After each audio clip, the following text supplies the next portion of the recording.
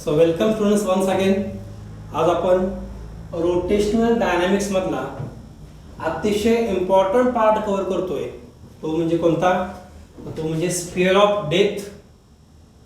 हा मुद्दा आपण वेल ऑफ डेथ सोबत कंपेअर करून शिकणार आहे. थोडा आपण रिकॉल करूया.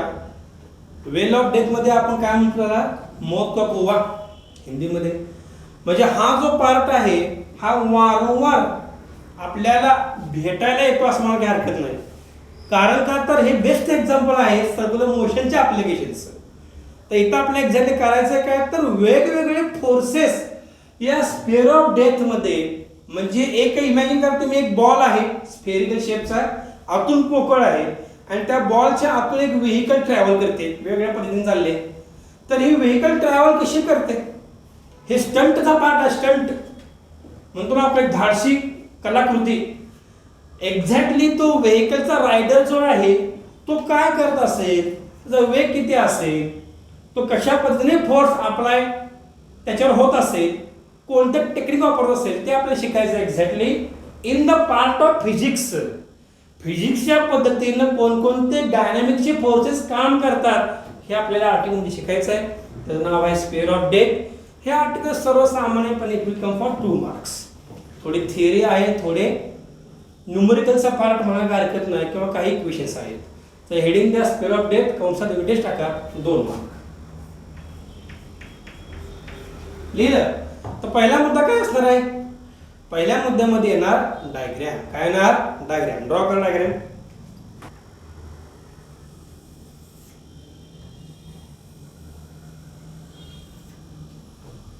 हा स्फेरिकल शेप आपण ऑब्जेक्ट दाखवलेला आहे. इमिजिएटली दाखवा सेंटर.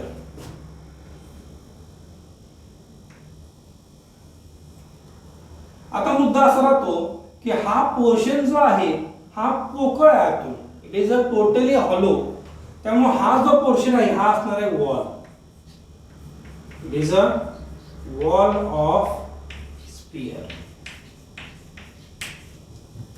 बरोबर आहे. एक ऑब्जेक्ट दाखवूया.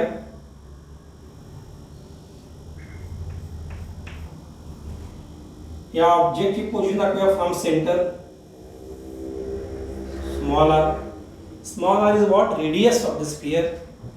आता या ऑब्जेक्टवर कोणकोणते फोर्सेस काम करतात? या ऑब्जेक्ट म्हणजे काय? व्हेकल विथ रायडर, जो आपण दाखवलेला आहे ऍट पॉइंट पी. त्यामुळे आपण ऑब्जेक्ट. हा ऑब्जेक्ट म्हणजे काय? Vehicle with rider. आता या ऑब्जेक्टवर कोणकोणते फोर्सेस काम करते? तर ते असणार आहे काय? Normal reaction and weight, that is mg. mg acting vertically downward, and you know very well या w कडे mg ला कोण बॅलन्स करणार आहे? Obviously what? Centripetal force. तर आपल्याला माहिती आहे, पहिला मुद्दा आपल्याला लिहायचा आपल्याला की स्फिअर ऑफ डेथ मध्ये एक्झॅक्टली आतला पोर्शन काय असतो? हॉलो असणार आहे. आणि हे जो ऑब्जेक्ट आहे it will travel circular path, we can say. आता धरून चला हा ऑब्जेक्ट इथं आहे. It has come to this position.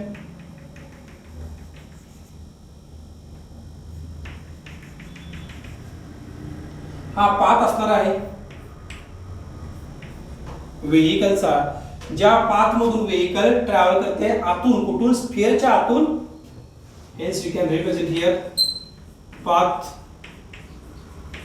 of object, कंसात लिहूया आपण व्हेकल. ओके. तर पहिला मुद्दा टाका स्फिअर ऑफ डेथ मध्ये. बिलो डायग्राम लिहा. In sphere of death, in sphere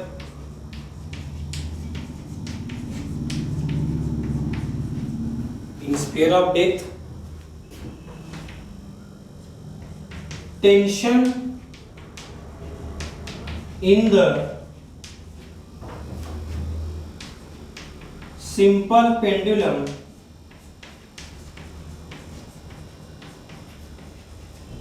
काय म्हणलं? Tension in the simple pendulum is analogous.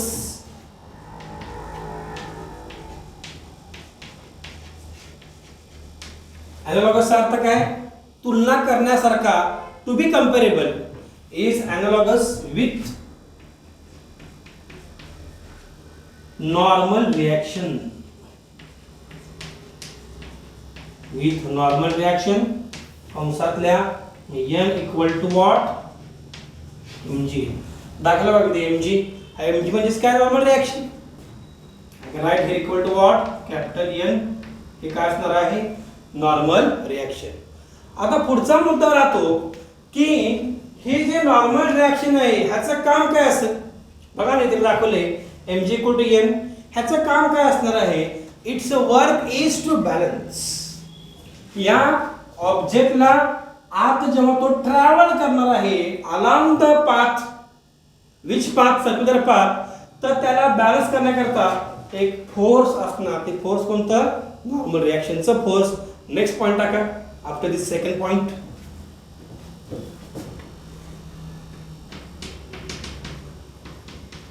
In sphere of death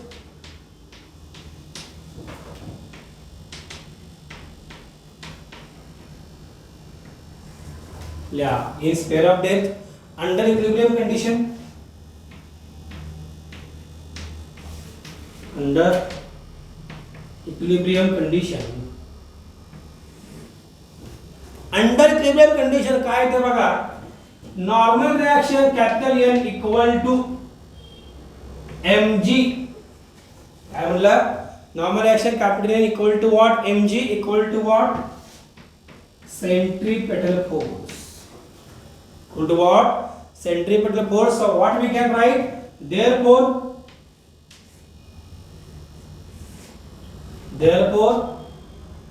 n equal to what? mv square by r. चलिए अपन n equal to what? mv square by r. Equation ला bracket करा. आता ह्या equation मध्ये v काय आहे? ल्या new line where v is equal to speed of the vehicle. v equal to what? Speed of vehicle. vehicle चा speed आहे v आणि m म्हणजे मास ऑफ द व्हेकल. आता ह्याच्यामधून आपण इक्वेशन डिराइव्ह करू शकतो easily. What would be maximum speed but not required here. आपल्याला फक्त इथे काय शिकायचं? तो महत्त्वाचा मुद्दा. काय महत्त्वाचा मुद्दा इथं की या स्पेअर ऑफ डेथ मध्ये व्हेकल जेव्हा टर्न घेणार आहे, गोल फिरणार आहे, तर कोणतं फोर्स कारणीभूत आहे? तर आपल्याला माहिती पाहिजे की पहिल्या मुद्द्यामध्ये आपण डायग्राम काढले, सेकंड मुद्द्यामध्ये आपल्याला माहिती पाहिजे की काय लिहिणं आवश्यक आहे. तर काय लिहिले बघा. In a spare of death tension in the simple pendulum is analogous with normal reaction. काय म्हटलं बघा? स्पेअर ऑफ डेथ मध्ये जे टेन्शन असतं कुठलं सिंपल पेंडुलमचं ते कुणासोबत कंपॅरिझन करण्यासारखं असतं? With normal reaction. म्हणजे सिंपल पेंडुलम मध्ये टेन्शनचं जे काम करतंय, टेन्शन जे काम करतंय ते काम इथं नॉर्मल रिएक्शन काम करते. कशामध्ये? स्पेअर ऑफ डेथ मध्ये. आता आपण एक सिंपल डायग्राम काढूया so that we can easily compare with tension. माझ्यासोबत डायग्राम ड्रॉ करा. चौथ्या पॉइंट मध्ये रिजिड सपोर्ट दाखवा. सिंपल पेंडुलम दाखवायचं आहे. हो, एक दोरी दाखवा. एक स्पियर छोटासा. आणि टेन्शन कसं असणार आहे? Always acting opposite of the और अवे फ्रॉम द ऑब्जेक्ट. मग सेम केस आहे इथं बघा. टेन्शनचं काम कोण करतंय? इथं बघा हे टेन्शन आहे. This tension is acting what? Away from the object. Same case मध्ये इथं नॉर्मल रिएक्शन n जे आहे it can be compared with the tension in case of what? Sphere of death. याची व्हॅल्यू आपण किती काढले? n equal to what? mv square by r. Very easy. फक्त इथं आपण असं म्हणतो उलटा पेंडुलम. म्हणजे काय? आता मी सिंपल डायग्राम काढतो. इकडे बघा अजून एकदा. मी ही डायग्राम सिम्प्लिफाय करतो. Otherwise I will show here. ह्या डायग्राम मध्ये बघा हा ऑब्जेक्ट मी दाखवला असा. समजून घ्या बरं का. आणि हे आपला आहे पेंडुलम मधलं मास जे मी उलट दाखवले बघा. बरोबर आहे ना? आता इकडे बघा नॉर्मल रिएक्शन कशी काम करणार आहे? It is acting in this direction? No, it is a mg. Normal reaction acting what? Vertically upward, like this. मला सांगा मग की असं सेंटर, हे असं सेंटर, तर टेन्शन कुठे काम करते बघा, away from this object or not. Hence I can say normal reaction equal to capital T. Tension ही टी काय आहे? Tension comparable with what? Simple pendulum. तर हे महत्त्वाचे मुद्दे आपल्याला या आठवड्यामध्ये डिस्कस करणं अत्यंत आवश्यक आहे. यातून आम्ही इक्वेशन डिराइव्ह करूया. काय ना बघा, n equal to mv square by r. यातून v काढा बाजूला. काय ना सांगा मग. So I can write v square equal to what? I can write n into r divided by m. n equal to काय असणार आहे इथं? mg. किंमत ठेवा. What I get here? v square equal to what? mg into r divided by small m. So which terms are going to cancel here? If I write simply, look at here.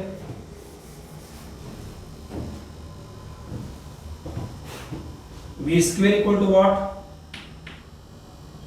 mg into r divided by small m. So what we can write here? This m and m is cancel. राहिलं काय मग? V square equal to what? r into g. So from this what we can write? v equal to under root rg. Equation actually आपण extra derive केलेला आहे.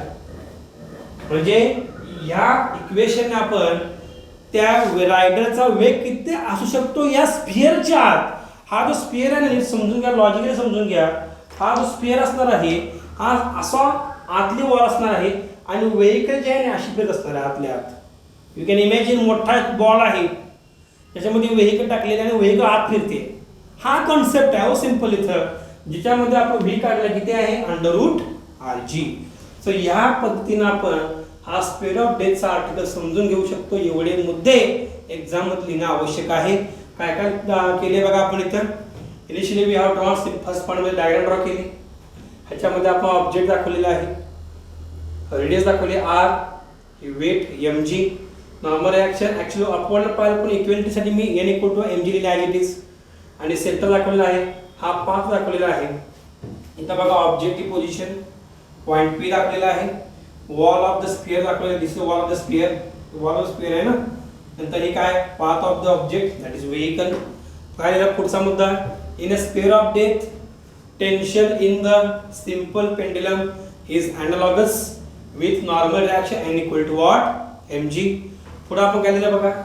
In a sphere of death under equilibrium condition n equal to what? mg equal to what? cpf. मग यांचा formula आपण put केला. काय सांगा? cpf चा फॉर्म्युला लिहिल्यानंतर n ची व्हॅल्यू आपल्याला काय मिळाली? mv square by r. v म्हणजे काय? Speed of the vehicle. आता आपण तुलना करण्याकरता एक सिंपल पेंडुलम दाखवलेला आहे. दिस सिंपल पेंडुलम हे आपण दोरी दाखवले. दोरी I can write here string. You can write also in the diagram.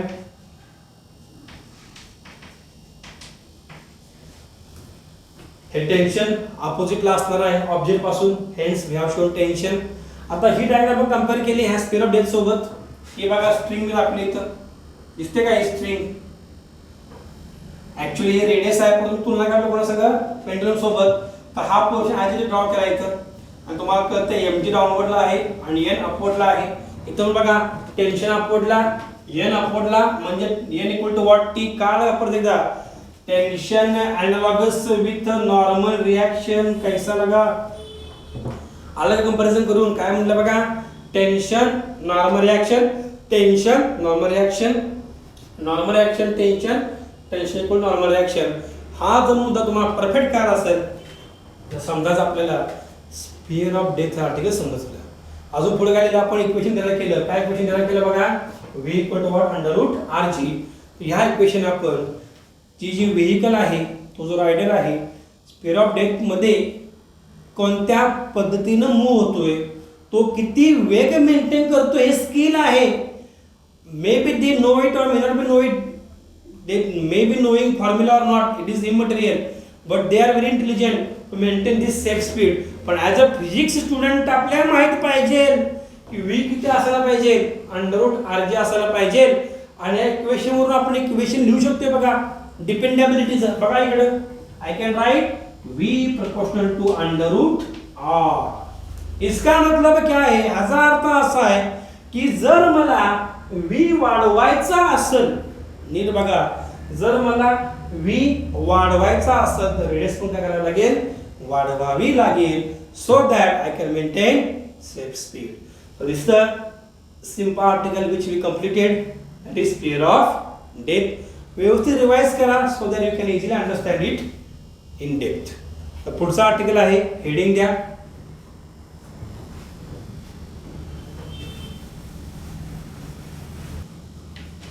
Vehicle passing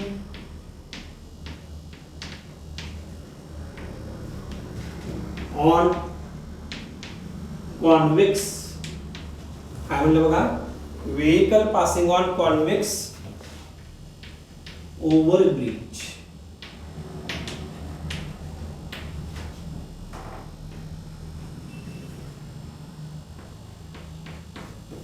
vehicle passing on convex over bridge. This article will also come for 2 marks. कंसातल्या weightage. प्रत्येक वेळेस आपण वेटेज लिहिलेलं आहे बघा, कारण एक्झाम मध्ये आपल्याला माहित पाहिजे की आपल्याला किती पॉइंट लिहायचे, कोणते पॉइंट लिहायचे हे दिवसा माहित पाहिजे. As per weightage we have to move ahead. तर पहिला मुद्दा काय असणार आहे, we can easily understand what is the first point we can say here. So we have to draw a simple diagram. इकडे बघा, पहिला मुद्दा टाका डायग्राम.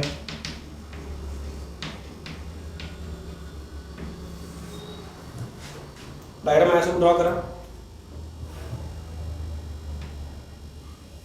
एक ऑलवेज प्लीज दाखवायचं.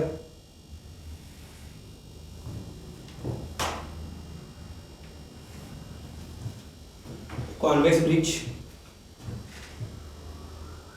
एक व्हेकल दाखवा.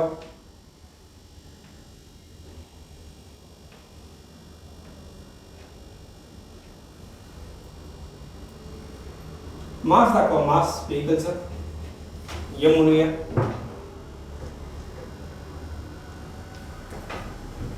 आता बघा,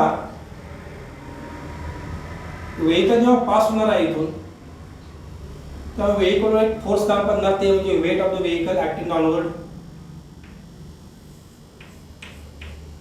W इक्वल टू mg.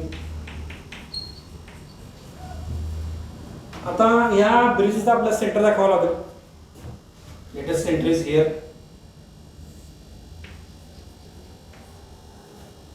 अंतर दाखवा, रेडियस ते असणार आहे स्मॉल आर. टर्म्सला बाजूला small r equal to radius of convex portion.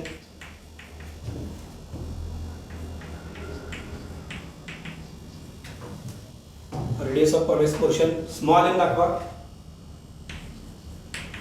Mass of the vehicle, mass of vehicle. आता mg ऍक्ट झालं डाउनवर्डला. Now one force will be there which is acting upward. ते काय नॉर्मल रिएक्शन दाखवा diagram मध्ये. So I will visit here. I am using by different coloured chalk.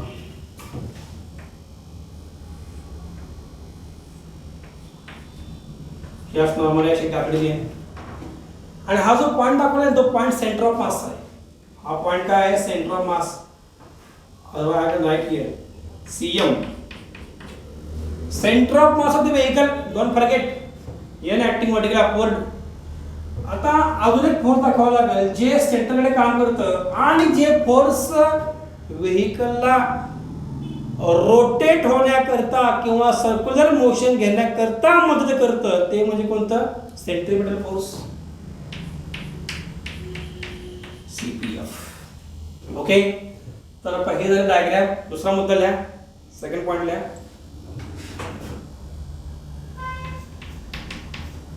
Right down. Let vehicle having mass small m is passing through bridge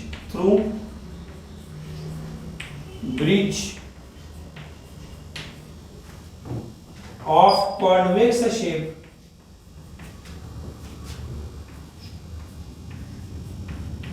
convex shape चा bridge आहे हो with radius small R. अशी वाक्य त्याच्याच exam मध्ये अतिशय महत्त्वाचा point लिहिला आपण. काय लिहिलं बघा, लेट आपण ग्रेड धरूया. व्हेकल हॅव्हिंग मास m, गाडीचं वजन मास किती दाखवलं आपण m दाखवलेलं आहे. Is passing through bridge of convex shape. Shape कसा आहे ब्रिजचा कॉन्वेक्स. आर्टिकलचं हेडिंगच आहे हो with radius small r. New line next point टाका.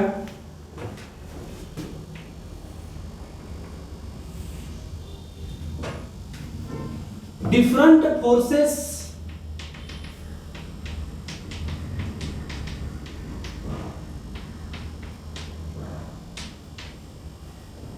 acting on the vehicle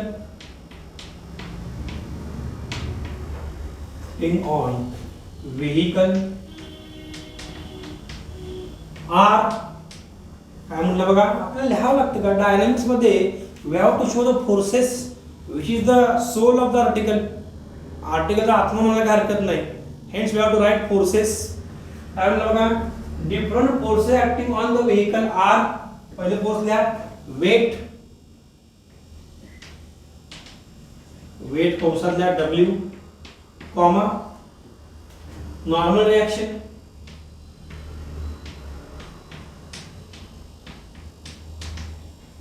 कंसात capital N and centripetal force. अगदी एक्झाम मध्ये जे वाक्य लिहायचं ते लिहून द्यायला लागलोय बघा. काय म्हणलं, different forces acting on the vehicle are weight W, normal reaction capital N and what centripetal force. New line टाका. Next point, applying condition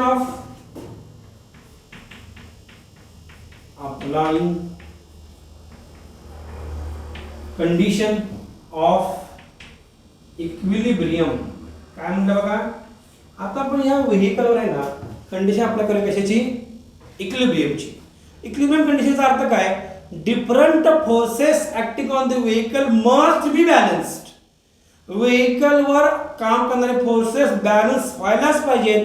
otherwise vehicle will have out of track motion which is very dangerous. हे आपण टाळायचं आहे. आपण प्रयत्न काय कशाने करतो, for safe speed. In case of vehicle on the convex over bridge we always try to focus on safe speed and that is why we are interested to calculate the value of safe speed in a vehicle or for a vehicle. Applying conditional equilibrium बघा पुढचा मुद्दा. स्वतःला विचारायचं, पाठ करायचं नाही, समजून घ्यायचं. बघा की व्हेकलला जर जायचं असेल तर एक फोर्स काम करते CPF बरोबर. वेट कुठं काम करतंय, खालच्या बाजूला म्हणजे mg. Both the forces are in same direction.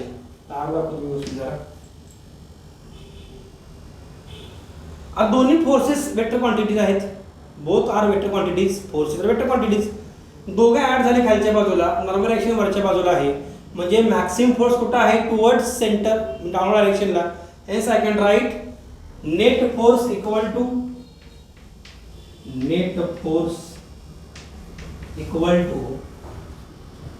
mg डाउनवर्डला आहे त्याला घ्या अगोदर mg आणि नॉर्मल डायरेक्शन वरच्या बाजूला म्हणजे काय येणार -n. mg -n. Net force म्हणजे कोण असणार इथं, सेंट्रीपेटल फोर्स. करायला substitute. Therefore CPF equal to what, mg -n. इथून काय अडचण, इक्वेशनला 1 नंबर टाका. पहिली इक्वेशन आहे ना, दॅट्स वाय 1. त्या न्यू लाईन नवीन पण टाका.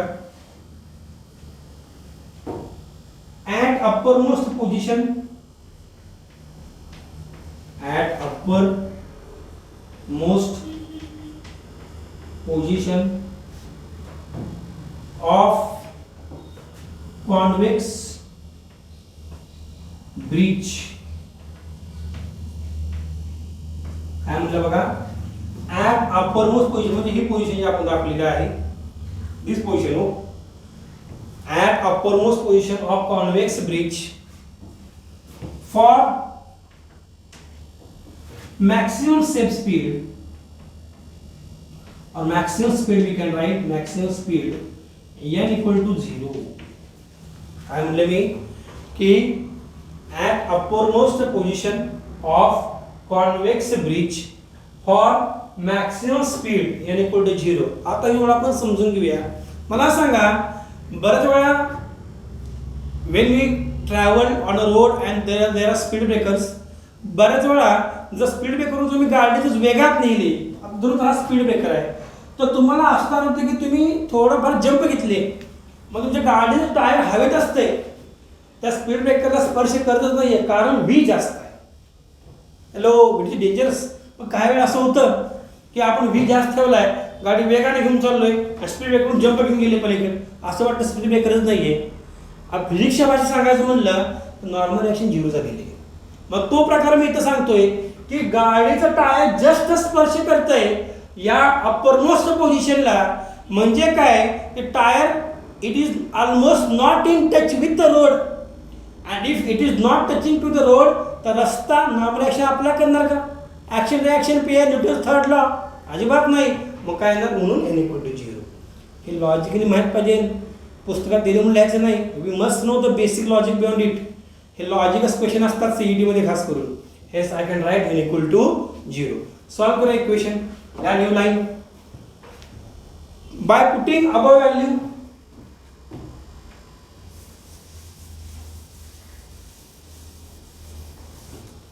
right by putting above value in equation 1. next point टाका, point number 6 है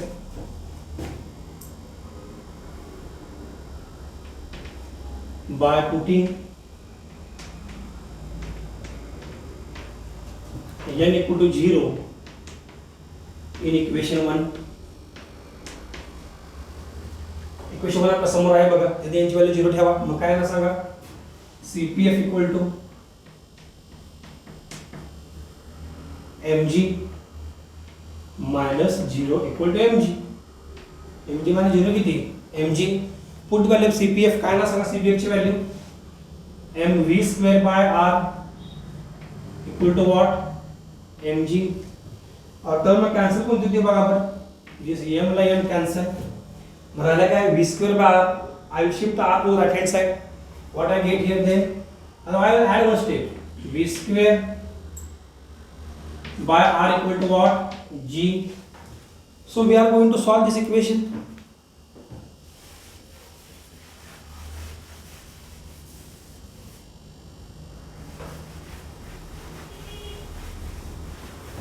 So what we have? v square equal to what? rg. r shift केला, क्रॉस मल्टिप्लिकेशन, दोन्हीवर स्क्वेअर रूट घ्या. मग काय येणार? आता म्हणजे काय, taking square root on both side.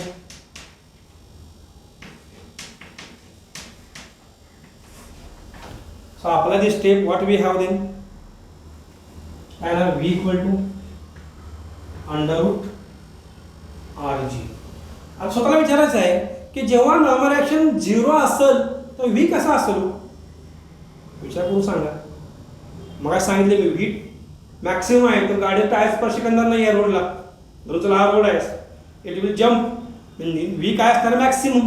म्हणून लिहा therefore vmax equal to what? Under root rg.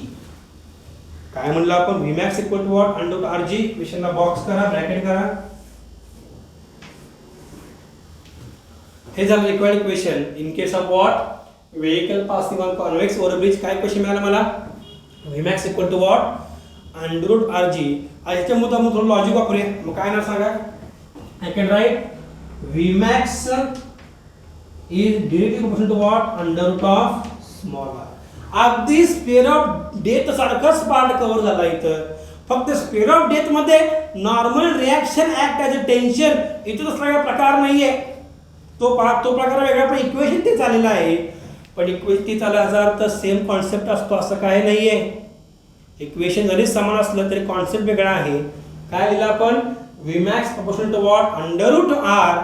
इसका मतलब क्या है, जर मला व्हेकलचा वेग वाढवायचा असेल कॉन्वेक्स ब्रिजवरून तर रेडियस वाढवावीच लागेल, otherwise vehicle will have the less speed. आणि महत्वाचा मुद्दा असा आहे, एक माहित पाहिजे की या इक्वेशन मध्ये व्हेकलची कोणतीही टर्म नाहीये. व्हेकलच्या पॅरामीटरचं ना मास, ना चॅसी, ना width of the vehicle, length of the vehicle, ना व्हील बेस, कोणताही प्रकार नाही व्हेकलचा.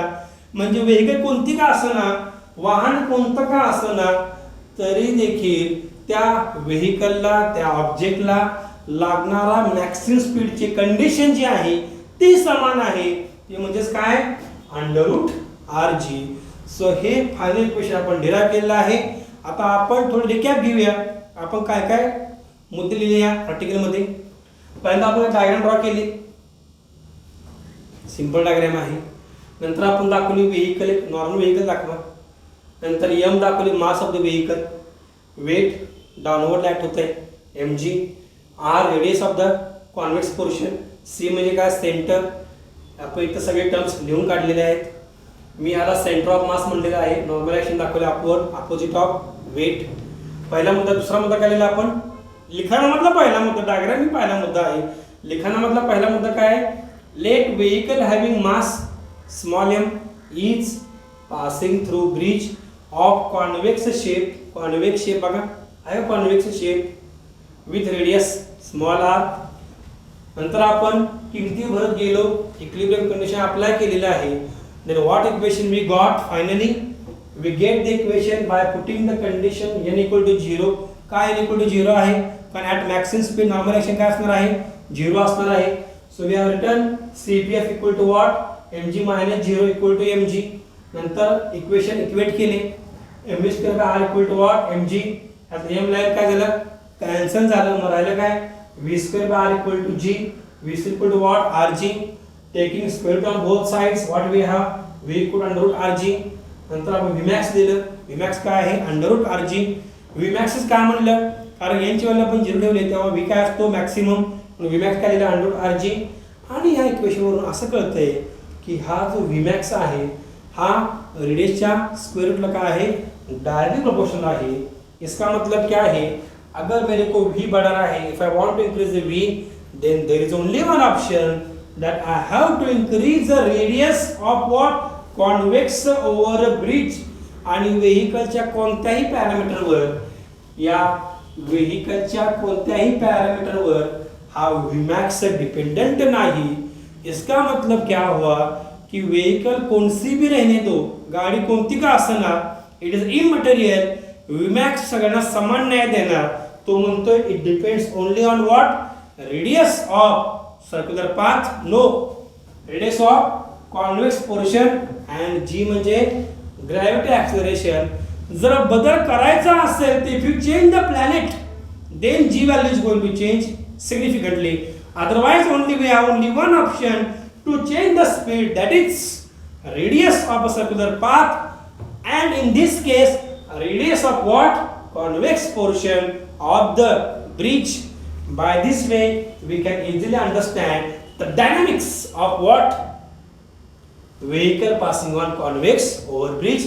आर्टिकल 2 मार्काचा आहे, स्पीड ऑफ डेथ पण 2 मार्काचा आहे. हे दोन्ही आर्टिकल्स व्यवस्थित रिवाइज करा, so that we can easily understand applications of dynamics of circular motion. Either it may be vertical circular motion or it may be horizontal circular motion. So I suggest all the students सगळ्यांनी हे part revise करा वारंवार. महत्त्वाचा मुद्दा कोणता आहे, तो म्हणजे कोणता, डायग्रामचा मुद्दा महत्त्वाचा आहे.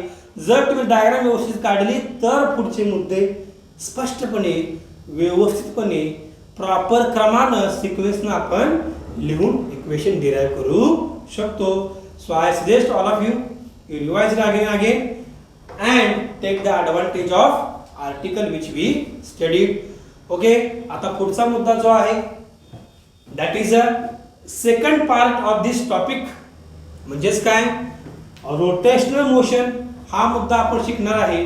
बट सर्क्युलर मोशनचा पार्ट तुम्हाला परफेक्ट कळाला असेल तर आणि तरच तुम्हाला रोटेशनल पार्ट कळणार आहे, रोटेशनल मोशनचा पार्ट कळणार आहे. सो फक्त हेडिंग देऊन ठेवा, that is rotational motion.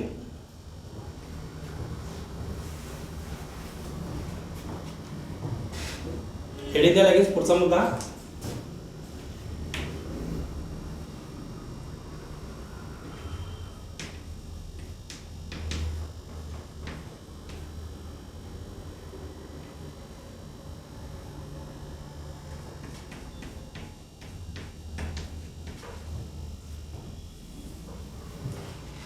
Intentionally हा पार्ट मी सुरुवात करतोय आता, कारण मला तुलना करून सांगायचं आहे की रोटेशनल मोशन आणि सर्क्युलर मोशन मध्ये एक्झॅक्ट फरक काय.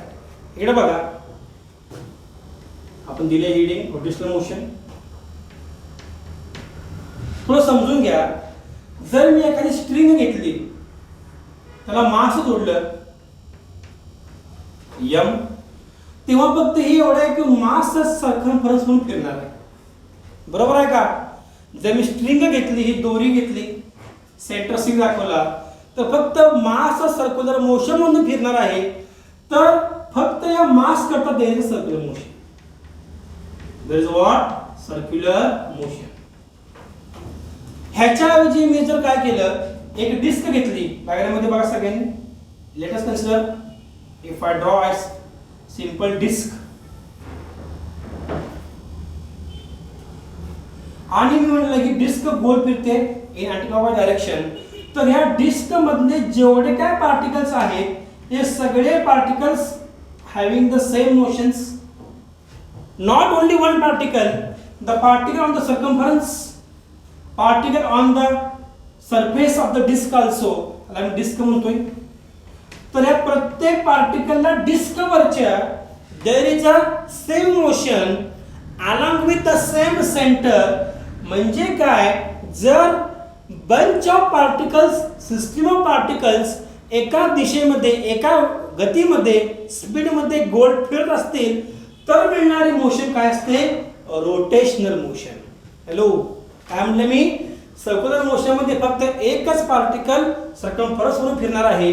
रोटेशनल मोशन मध्ये काय? There are bunch of particles. What we can say? There are what? bunch of particles are rotating, they are revolving around the center of the circle. तर या केस मध्ये आपण या प्रत्येक पार्टिकलला, बंच ऑफ पार्टिकल्सला सेम वेग आहे, सेम गती आहे असं म्हणू शकतो. तर तुलना जर केली आपण, if the bunch of particles are rotating in the same direction, then it is a rotational motion. And one particle rotating in a same direction, it is a circular motion. Circular motion मध्ये circumference matter करतो. Rotational motion मध्ये काय? Bunch of particles matter करतात. हा basic difference आहे कशामधला? Rotational motion मधला आणि circular motion मधला. ह्याच्यामधला डेप्थचा पार्ट आहे, डेरिव्हेशनचा पार्ट आहे, तो म्हणजे काय? मोमेंट ऑफ इनर्शिया, ने कायनेटिक एनर्जी. हा मुद्दा आपण परत शिकणार आहे इन द नेक्स्ट लेक्चर. पण तत्पूर्वी I suggest all of you have to revise the points which we covered till now. आज आपण काय काय बघितलं? We have studied sphere of depth, then we studied vehicle taking, having the motion on the convex overbridge. आणि आपण फक्त बघितलं की रोटेशनल मोशन आणि सर्क्युलर मोशन मध्ये काय बेसिक फरक आहे. डायग्राम साइन आपण दाखवलेला आहे की रोटेशनल मोशन मध्ये आपल्या बंच ऑफ पार्टिकल्स एका दिशेने फिरत असतात, may be clockwise, anti clockwise.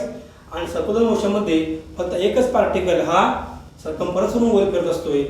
It is going to revolve. हा बेसिक डिफरन्स आपल्याला कळाला तर डायनॅमिक्स ऑफ रोटेशनल मोशन हा पार्ट आपण समजून घेऊ शकतो. तर त्याकरता झालेले मुद्दे एकदा रिवाइज करा आणि स्वतःहून ते इक्वेशन्स न बघता डिराइव्ह करायचा प्रयत्न करा. For any query you can see the video again again, you can see the lecture again again. But without referring जर तुम्ही डिराइव्ह केलं तर मला कॉन्सेप्ट समजला. Otherwise you have to study it again and again. माझा पुढचा मुद्दा जो आहे तो आपण नेक्स्ट लेक्चरला बघणार आहे. तत्पूर्वी I suggest all of you once again you revise the points again and again so that we can have the perfection in our article. Okay. So this is the basics of rotational motion. त्याच्यामध्ये आपण difference पाहिजे circular मोशनचा आणि rotational मोशनचा. Okay, so thank you so much all students. I hope all of you are going to revise it again and again. Thank you so much. God bless all of you.